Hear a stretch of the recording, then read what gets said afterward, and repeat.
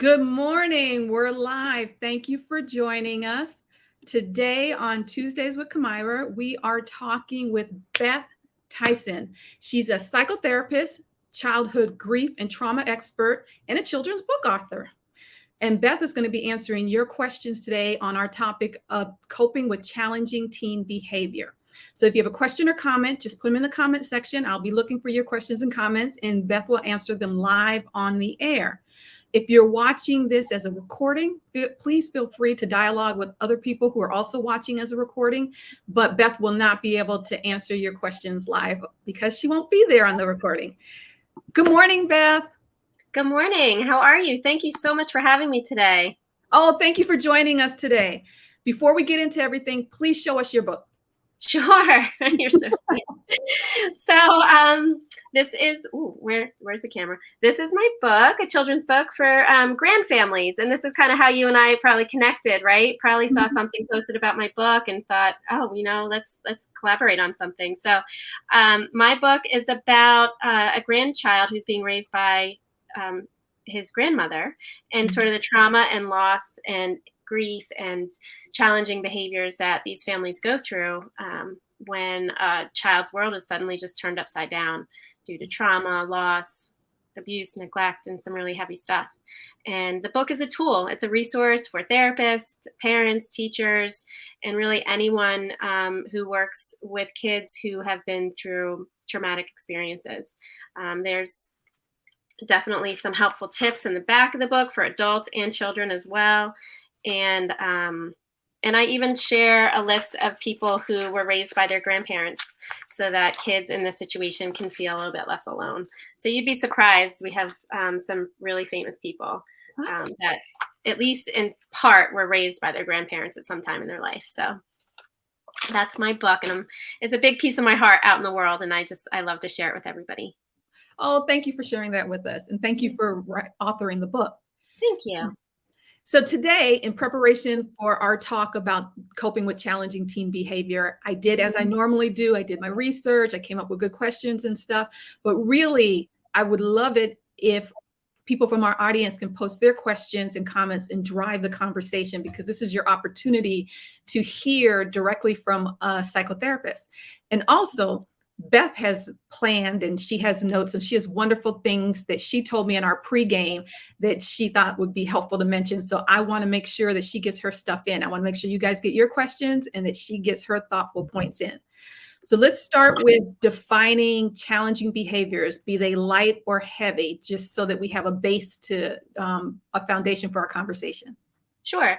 Challenging behaviors are really any behaviors that are going on in your family that are causing disruption, dysfunction, an inability to communicate with each other, or disrupting your daily life in any way. That's on the heavier end. On the lighter end, it can be things like just, avoidance behavior from your teens that just don't want to talk and open up and tell you about their day. It could be, inappropriate posting on social media. It could be any number of things, lying, stealing, just rebellious type behavior, and just non-compliance with rules of the home, things like that. Okay. So from your definition, be it light to heavy, every family experiences some type of challenging behavior at some point while raising their children. Yes. Okay. So we're all happy to hear that. You hear that? We all experience these things. So you can feel free to post your comments because we all experience these things. Why don't we start with you helping us understand the root meaning behind challenging behavior?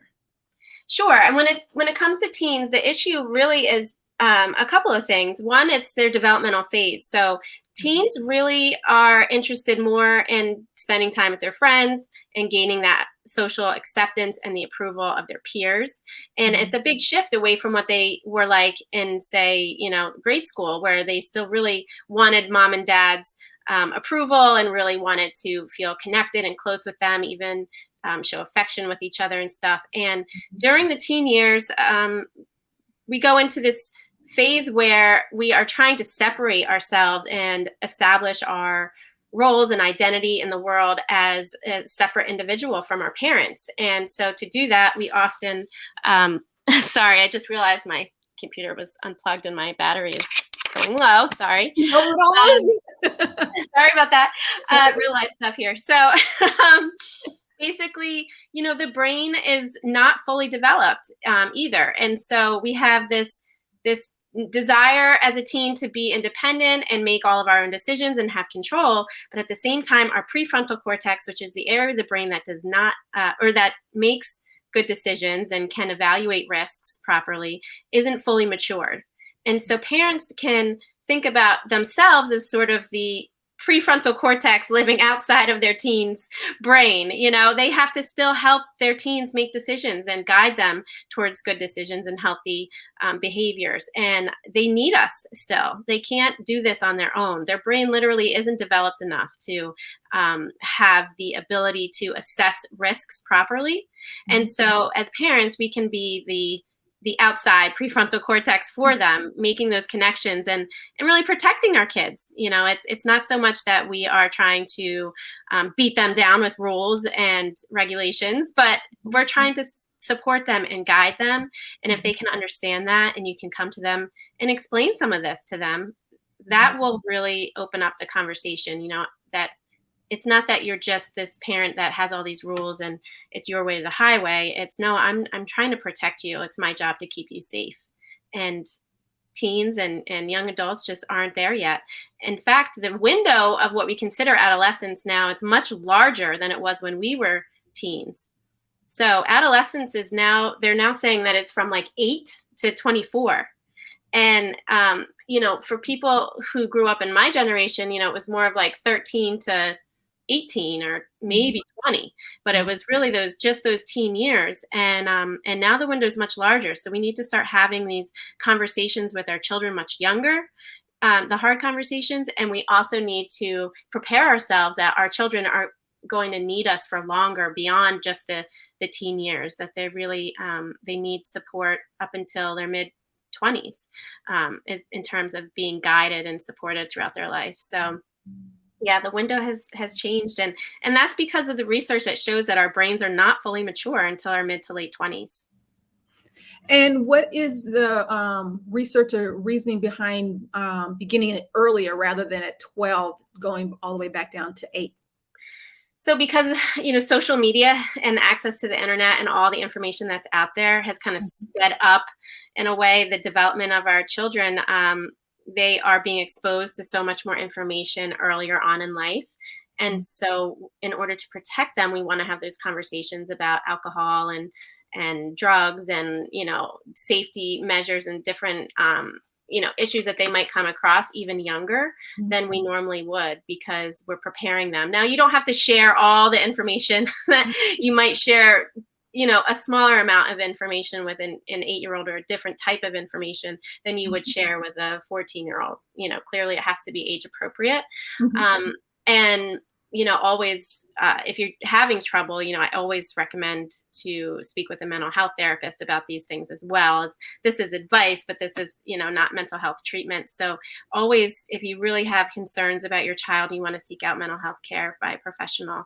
But I think it's really surprising to most people to hear, that window has expanded so greatly. And it really has to do with the technology and the social media and the access to information that we just didn't have as kids. It's a totally different world than what we grew up in. It really is. Let's do a little scenario. Why don't you describe a typical challenging behavior, and then how the adult in the teen's life should deal with it, and also the message that we give to them why we are dealing with it the way we are. Yeah, certainly. Well, one thing, I think that sometimes as parents, and I'm a parent, but not to a teen, but I've worked with a lot of teens as a therapist. And what I sometimes find myself doing as a parent is being triggered by my child's behavior, which is really common. So one of the things we want to work on as parents is being conscious of what our own triggers are and why they are there, but also thinking about, why do we have the rules that we have? Are we just doing this because this is how we were raised by our parents? Does this rule still even apply, based off the way the world has changed? Is there a way I can do this differently without getting into a battle with my child? So you can be really conscious and thinking through the reasons behind your own behaviors can help to mitigate some of the conflict that you're going to have with your teen.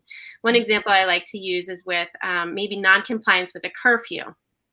If you set a curfew for your child, your teen, and they are continuously breaking that curfew, you can end up in a lot of conflict, fighting over this issue and cause a lot of turmoil within your relationship. And you're just trying to keep them safe, but they see it as control, right? And so oftentimes we don't explain to children that the reason we are so strict with our curfew is because we want to make sure they come home safe at the end of the day. And really the message is, I love you so much, I'm afraid that something might happen to you, or that maybe you got in a car accident on the way home, or something like that. Whereas instead of it just coming down like a hammer, like you have to be home because I said so kind of conversation. And even you can some people, depending on the maturity and responsibility level of their child, because every child is different and has different levels of maturity at different ages. For example, I didn't have a curfew growing up. I was me and my brother were the only kids in our families, but we didn't, or in our friend group, but we did not have a curfew in our family because we were responsible, because we did come home at reasonable times. And if we didn't, we weren't getting into trouble. So my mom really didn't have a reason to give us a curfew. So at the same time, I'm not saying that's the right strategy for everybody, but what I'm saying is you can kind of rethink some of these things and say to yourself, well, does my child's friend have a curfew, or do my child's friends have a curfew? Well, whoever they're with, and if you know them and trust them, you know that they have a curfew. So likely the end of the night's going to come soon, and those friends are going to have to go home because they have a curfew, and your child's going to come home too because they have nothing left to do. Their friends all had a curfew as well. So you can maybe take some of the battle out with rethinking and getting creative about what your rules are. And that's kind of one of those things where you can let the natural environment be a boundary. The fact that your friends, your child's friends has a curfew, they're probably going to be home around that time. So, these are just little things that you can rethink, or an example of what you can rethink when it comes to I like that. Conflict. Yeah. I like that. We have a comment from Stephanie. I'm going to put it up here. Stephanie says these TikTok and Reels and live stuff is really risky, and so many parents have no clue their kids, especially teen girls, are seductively dancing in very sad times because of it. Yeah. Yep. That's why it's important to have those conversations, those hard conversations early, with our little ones, and instilling that understanding that their worth goes beyond, these videos and these images and this, sort of seductive behavior. And I think that starts much younger. If we're already doing it at the teenage, it's hard to kind of reel that back in, but you have to have that hard conversation and talk about the long-term consequences of that behavior. I think that you're absolutely right. Yeah, it's really risky. And with social media, one of the things you can do is kind of get interested in what they're interested in, and pay attention to, what they are doing on social media, and have some boundaries around it, and try and, maybe you have a whole day each week where nobody uses their phones, including yourself, so that you can start to build in this idea that it's important to take breaks from our social media. At the same time, that might really flare up things with your child because of, fear of missing out on what's going on social media. But, it all comes back to the relationship that you have with your child. And that starts at infancy. And you have to be constantly focused on having positive interactions with your child as well. If there's always this sense of, well, mom and dad are always, coming down on me about rules, or, just nagging and lecturing me all the time, that doesn't really foster openness between the two of you. And it's a two-way relationship. It's not just, a hierarchy of a parent telling child what to do, but you have to see it as a collaboration with teens, because they really do need the ability to separate from us so that they can go on to have healthy, productive lives. And, one way to do that is by letting them have some control over things that are safe and appropriate. But if you see that they aren't able to handle that freedom or that control, then it's your job as the parent to come in and hold a boundary for them as well, as uncomfortable as that can be. There's different types of parenting, and there's all different types now, but there's three main that kind of stick out, and it's that you may have heard this before: the authoritarian parent, authoritative parent, and the permissive parent. And basically, where we want to fall is in that authoritative position as a parent, where we are neither overly permissive and just letting everything fly because it's just too hard, it's too much conflict, it's too stressful. You also don't want to be on the other end of the spectrum and be an authoritarian parent, because that's the one where they're just demanding rules and being excessively firm and just trying to manipulate the child's behavior. You want to fall in the middle somewhere where you're caring and considerate and empathetic of what the teen is going through, but you also maintain and hold firm boundaries around household rules and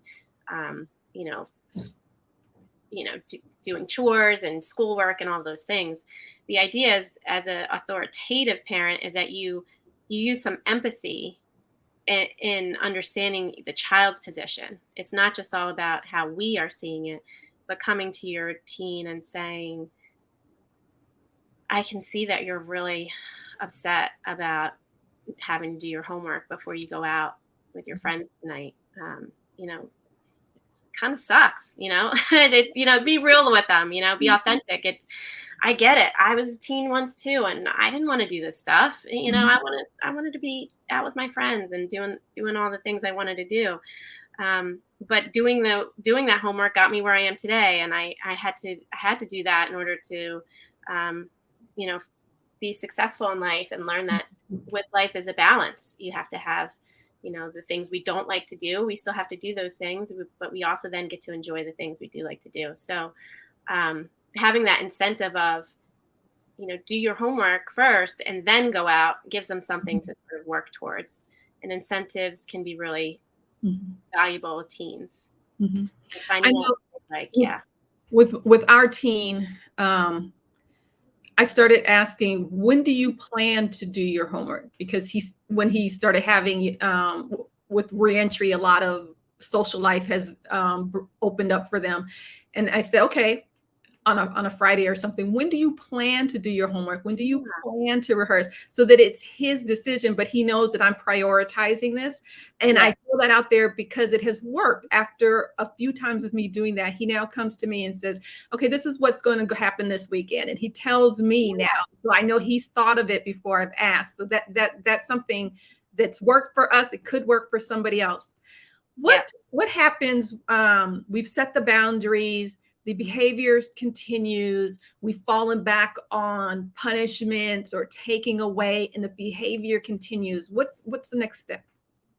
Yeah, I think when that starts to happen, you really need to focus on the relationship and the connection that you have with your child. And I recommend to parents of all ages that you have time throughout the week that is just a non-judgment zone. It's a positive interaction that doesn't involve any type of directing or convincing or manipulation or any, it's just time to just be with your child.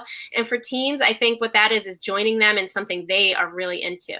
Now, for us, that might feel boring if we're not into video games or we're not into, sports or whatever it is. But if you can join alongside them and just really observe them and their natural habitat and the things that they, really get into, and be curious about it, and leave the judgments and the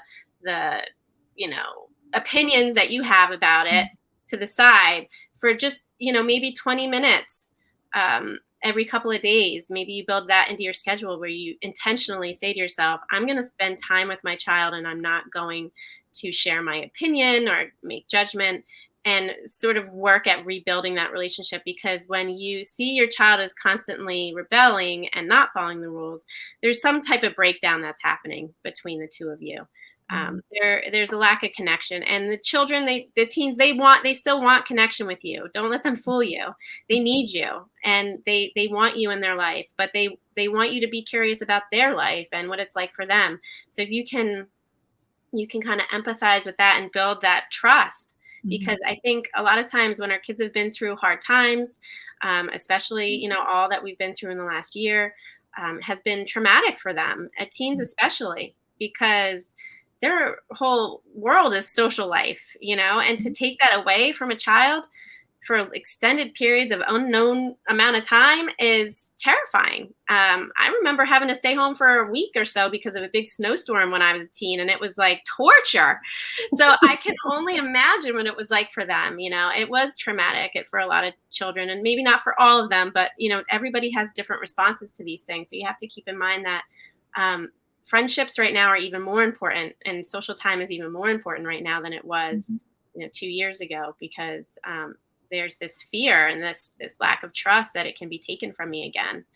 And so we need to work up and build trust, and build that trust with our children, that they can come to us and talk with us, and that we're not just going to be in a judgmental role, that we can be trustworthy. And one way to do that is to continue to share your own heart and be authentic with your child about what's going on, and making sure that you're being honest with them, telling them age appropriate truths about the world and about life, and work on that relationship when you start to see a constant breakdown. So you just made a point that it's the first time I've heard it. It makes perfect sense, but it's the first time I've heard someone say it. And so I want us to look at it again. That post COVID, and we're still in COVID, but post our stay at home, that teens and probably adults and others too have this distrust or this fear that the freedom that they now have after being home for a year and a half for some will be taken away again, and that can be a root cause to some challenging behavior, or that it may not be a root cause to challenging behavior, but that we have to understand that can be happening and that people may not realize it. Is there more that you can say on that? I hadn't even thought of that. Yeah, sure. I think it's extremely anxiety provoking, right? We are basically, when the pandemic started and happened, and all throughout of it, like, the foundation of our world was shaken, and sort of everything we knew was changed overnight, basically within a couple of days. And that created a lot of anxiety and panic and fear in people. And then as time went on, and the lack of socializing and the lack of time with friends and family members, that wears on people. And I think that it's really important to consider the fact that there's a lot of anxiety about it happening again, or being taken from them again, or is there another virus that's going to come down the pike and create this whole thing to happen again? So there's anxiety that's going on in your teen's mind about their ability to socialize. So I would say, it's probably not the best punishment or discipline to use is to remove social time. See if there's something else you can remove. See if there's another consequence that you can give besides removing their social time, just because it's so critical for them right now in their healing process after all of this. That's a critical point, and everybody should think about that again. When you're thinking about what you're going to do dealing with these challenging behaviors, limiting or taking away social time, this may not be the time in their lives to do that, considering what they and we have all gone through. Yeah. Same goes for like outside time, spending time outside, and really getting, taking away sports, taking away, maybe if the child, whatever, likes to go outside and play in the park or whatever it is, taking that time away from outside is also not helpful, because that's another thing we kind of lost during this whole thing was spending time outdoors. And we know that being outdoors is a stress reliever for everybody, and time in nature and time with fresh air and all that stuff is so good for our mental health. So time outdoors, taking away time with friends, all of those things are probably not the best choice right now. Let's see if there's something else. So we're going to have to get more creative when we're dealing with these challenging behaviors if our boundaries keep getting pushed. Yeah. So you're a psychotherapist and you work with families, right? Yes. tell us how you work with families in case there's somebody out there who's considering working with a psychotherapist, but they don't know what to expect. Oh, sure. So there's lots of different types of therapy, which I think if you're not familiar with therapy, you don't realize how many different types that there really are out there. So I think the first thing you want to do is like research and look up and learn about the different types of therapy that are available, because each type is sort of tailored to different situations and different family dynamics. Um, for example, I worked a lot in attachment theory and building secure attachments between family members, which is a trauma-informed type of therapy. And now what I do is I offer consulting and coaching to parents and to organizations to help them build and collaborate with the kids and the children in their life to help them through these challenging times and find ways to cope in healthy ways instead of falling back on some of the more unhealthy ways of coping. And I think that, it's intimidating to go to a therapist, and it can be unsettling and a scary thing to kind of open up to somebody that you don't know and share all of your personal information, and you don't know what the other person on the other side of the couch is thinking and all that stuff. But it doesn't look like the movies, first of all. It's not, I feel like they portray therapy so differently than it really is in real life. But what you'll find is that the person that is there is there because they really want to help people, and they really want to share whatever they can to help people through hard times. And they just want to listen and be like a guide and a support there for you. They're not really there to tell you exactly what to do with your life. They're there to help you process through it, talk about it, because when we talk about things, it has a healing effect on our brains. And just getting it out there to someone that you trust and feel safe with can be incredibly healing. When you say the words out loud, something happens in your brain that just releases the anxiety around it and the stress around it. And so, I think that it looks different for everybody. But the way I do therapy is, I'm not, yes, do I call myself an expert? Do people think of me as an expert? I'm sure that happens, but I really am not the expert on your life. You are the expert on your life. And I'm there to help you uncover and become more self-aware of the things that are going on in your life, in your mind, within your body, to help you find the right path for yourself. But it's not, what people think. They're going to go to a therapist and they're going to give them all the answers. And then they could be disappointed when they don't get them. And it's like, well, that's not really what the purpose is. You have to find the answers for within yourself, because that's the way that lasting change happens. If someone just gives you advice or tells you what to do, it's going to go in one ear and out the other. But if you come up with the answer on your own, and it's much more likely that you'll implement it into your daily life and actually make change. So if your family decides to invest in psychotherapy, know that you're going in to become the best family as you define it, that you want to be. They're not going to tell you what kind of family to be. Right, exactly. And that's if you find a good therapist. If you find, there's just like, not everybody's great at it. It's, part of life, there's some people that are better than others, but really they shouldn't be telling you what to do. That's not the role of a therapist. So if you find that they are, you can confront them about it and say, this, it kind of bothers me that you're telling me what to do.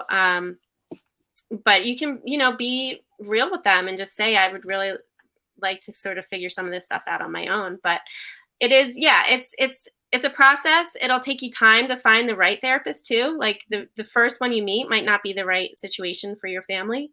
So I always encourage people to try and have consultations over the phone with at least 3 different therapists, and just to get a feel for them. So you don't waste your time. Go into the first session, share all your dirty laundry, and then say, oh, I don't even like this therapist. And then you have to go do it all over again, right? Well, we have someone who likes you and she has a question for you. So we're going to put that up. Sabina says, hi, Sabina. I would like your opinion on teens and dissociative episodes. Is it common and what are ways to handle it? And I'm just going to put in, can you just define that really quickly for other people who are listening and may not know? Sure. So dissociation is a protective measure of the brain that takes place when it's overwhelmed with too much, too much input, too much trauma, too much sensory experiences related to a trauma or uh, past abuse or something that is just has overwhelmed the brain. And so as a protective measure, your brain sort of separates out and kind of goes somewhere else for a while, maybe deep into thought. Dissociative episode, you'll know it's happening if you lose track of time, and you're like, you know, an hour has gone by and it felt like 5 minutes, and you're like, wow, how did that happen? Now, it's normal to dissociate for all of us. All humans dissociate on a spectrum. So that's important to know too, that, you know, have you ever been driving down the road and thinking about something so much that you miss your exit to get off, and then you're like, oh, and you have to go to the next one and turn around and all that?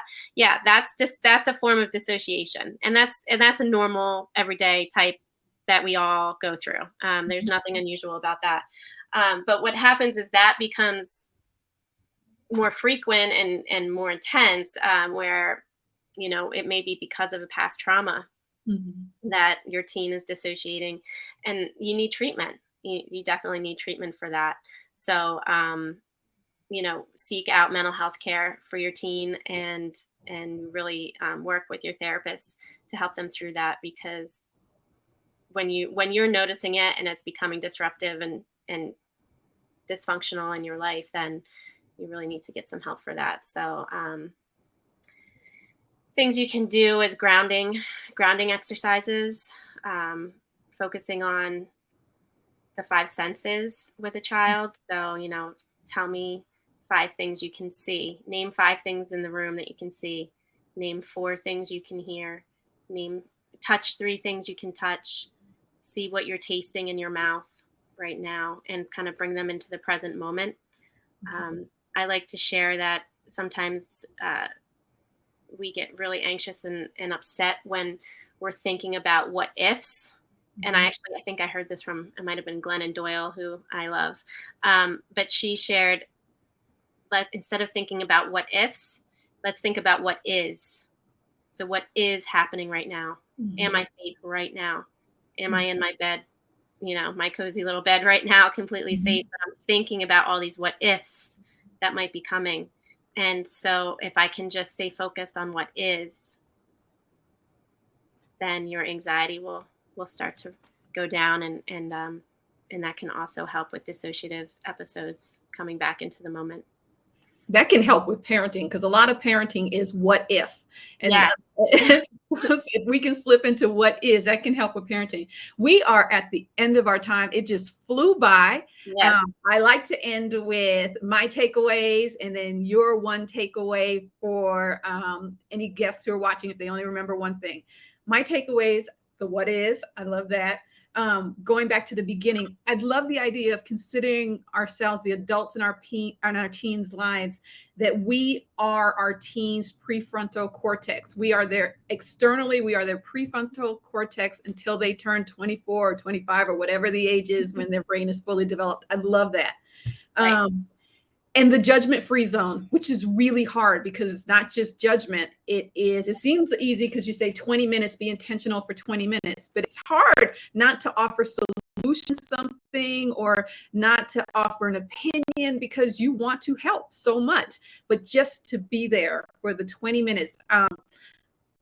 That's a good advice, and I think it's harder than it seems in writing. It is, but you get better at it as you practice, you know? It's like, just, you know, imagine there's just a zipper over your lip if you have to, that you're just, you know, you're just going to listen and reflect instead of offering. If you need to say something, just reflect what you see, reflect what you hear. Say, you know, it sounds like you're really upset about, you know, not being able to go to the party tonight.